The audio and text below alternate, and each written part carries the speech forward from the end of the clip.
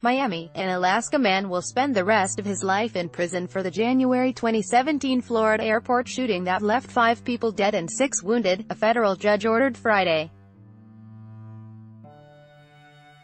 U.S. District Judge Beth Bloom accepted a plea deal in which Esteban Santiago, 28, agreed to admit to the shooting if prosecutors would not seek the death penalty.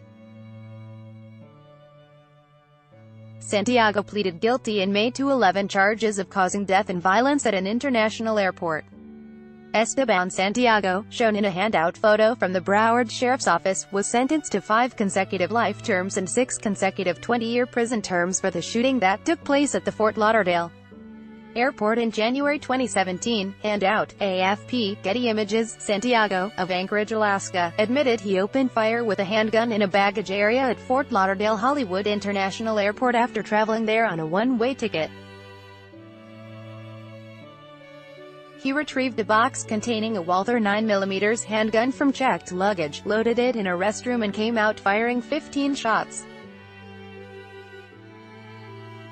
Judge Bloom called the rampage 85 seconds of evil, and said she found it difficult to separate the evil of the acts from the evil in the man. You destroyed families in this senseless attack, the judge said. Article continued. Belawan Iraq War veteran, Santiago was diagnosed after the shooting as schizophrenic but was found competent to understand legal proceedings. Doctors say he has improved with antipsychotic medication. Santiago initially told the FBI after the shooting he was under government mind control, then switched to unfounded claims he acted in support of Daesh. Several family members of victims, many of whom were on their way to cruise ship vacations, spoke in court Friday, describing their deep sense of loss for those who died and some discussing the health struggles of shooting survivors. Among those was Julie Beauchamp, whose mother Mary Louise Amzabal was killed in the attack, and father, Edward Amzabal, who was seriously wounded. You don't get a chance to say one last "I love you, Mom," Beauchamp said.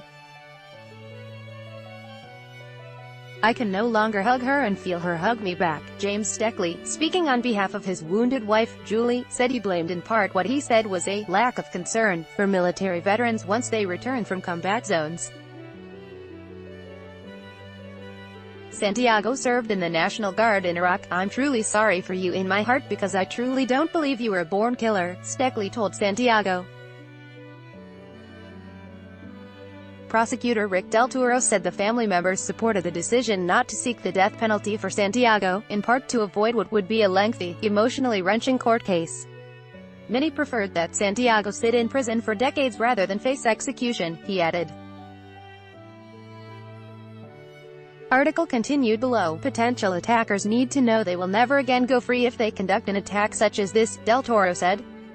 Technically, Santiago was sentenced to 5 consecutive life prison sentences for the 5 deaths and an additional 120 years for the 6 people he wounded.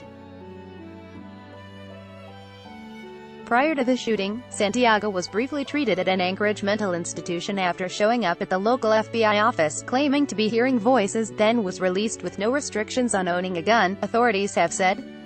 Santiago later claimed in court he was getting messages in his head prior to the shooting. Santiago, a native of New Jersey, has family in Puerto Rico and a young son in Alaska, court records show. He did not speak in court Friday and no family members spoke on his behalf. Del Toro said Santiago's mental illness may have worsened because he had been regularly taking hallucinogenic drugs, including LSD and mushrooms. But he added that Santiago meticulously planned the attack. This isn't a situation where a person with mental illness just snaps, the prosecutor said.